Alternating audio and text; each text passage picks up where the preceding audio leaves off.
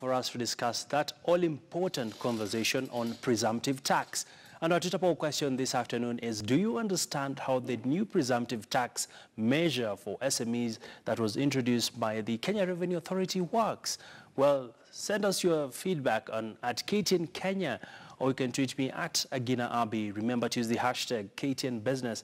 Joining me live right now in studio is Maurice Ore. And why him in studio? Well, starting 1st January 2019, the Kenya Revenue Authority rolled out the presumptive tax.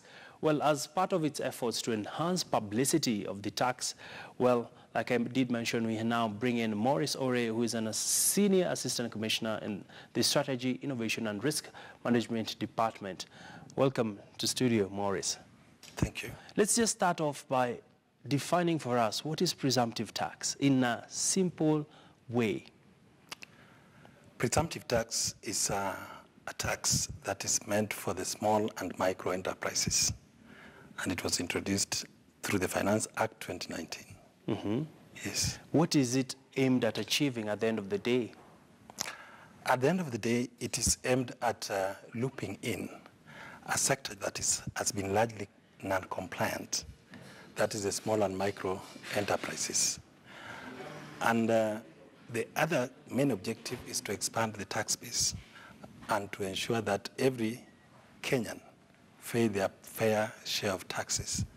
Therefore, in effect, in expanding the tax base and reducing the tax burden for other people who have actually all along bear the tax burden over the years. All right, let's talk about the operationalization of this new tax measure, such a loaded word there. But how will it be implemented, Maurice, if you can take us through this? Yes, there's a lot of work that we have done to ensure that this tax is implemented flawlessly.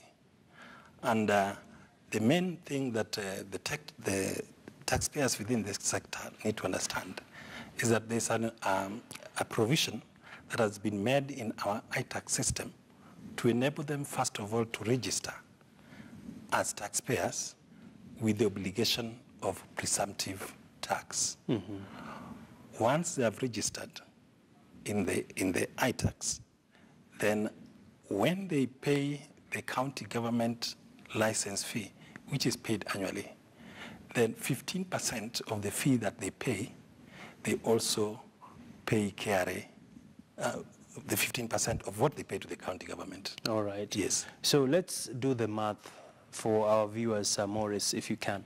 Yes. Assuming I'm an SME with a turnover of 100,000 per month. Yes. Just walk me through what are the expectations on this person in the SME. How much will I be paying under this presumptive tax measure? Well, first of all, let me clarify that the tax is not based on turnover. It is based on the license fee that you pay to the county government. Okay. But let me take just an example of somebody with a turnover of 100,000. And the fee that he pays to the county government, say, is 10,000 shillings. Then what will happen is that we take 15% of the 10,000 shillings that he pays the county government. Then that is his tax that he needs to pay to KRA. It will be 1,500 shillings for that matter. Okay. Yes. So how much are you expecting to raise out of this new tax measure? Within this financial year, because it's remaining just 6 months, our expectation is around 2 billion Kenya shillings from the sector. Yes. How significant will this be in the overall tax collection targets?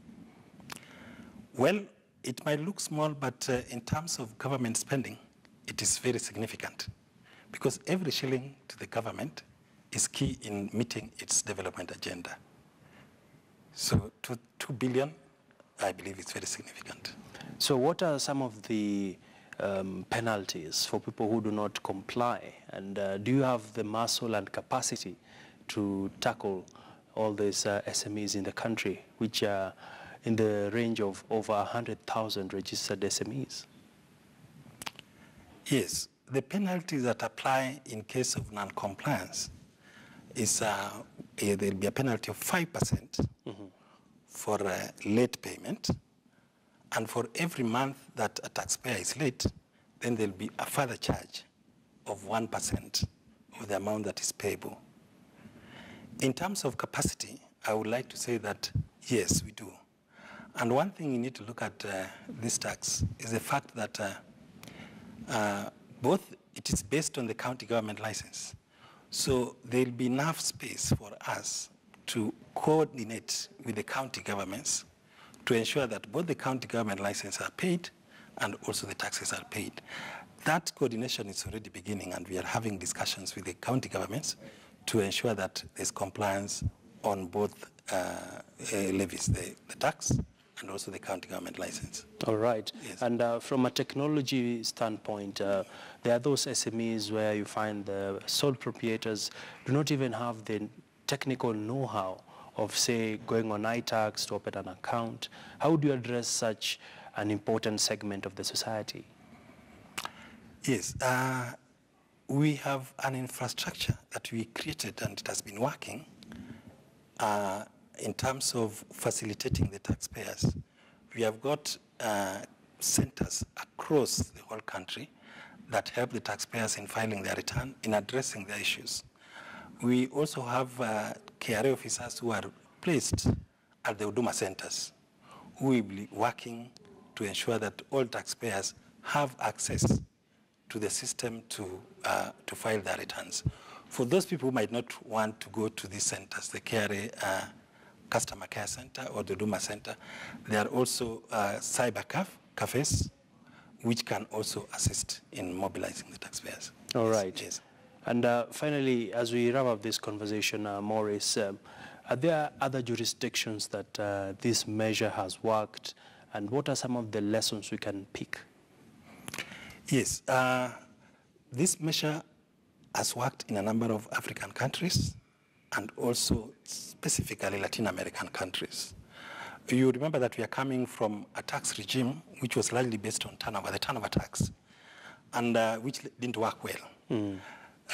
That forced us to look across other regions to see what has worked for them. For example, if you look at Brazil, Colombia, look at the case of Tanzania, this is our nearest neighbor.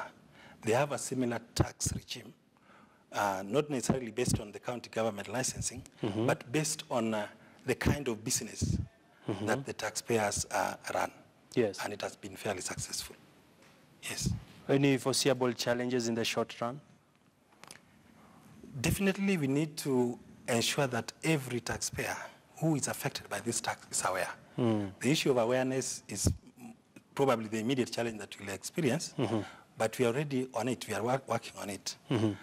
The issue of network arrangement, network requirements, because the payment will be through a computer system and also mobile network.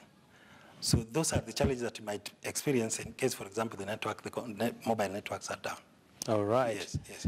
Well, many thanks, Maurice Ore, who is Head of Corporate Policy at Kenya Revenue Authority. Thank you so much for your time. Yes. And I'm seeing quite a host of feedback coming in from you on our social media handles, where we've been asking on our Twitter handles, where Kenyans are saying majority of them do not know really how this presumptive tax will work. And of course, a big challenge to you as KRA to just still continue with the awareness. As much as we are seeing there's a willingness for people to pay taxes, but they want to understand why are we paying this. So kudos to your team, and we hope to get to see more people paying taxes so that we can eventually see a reduction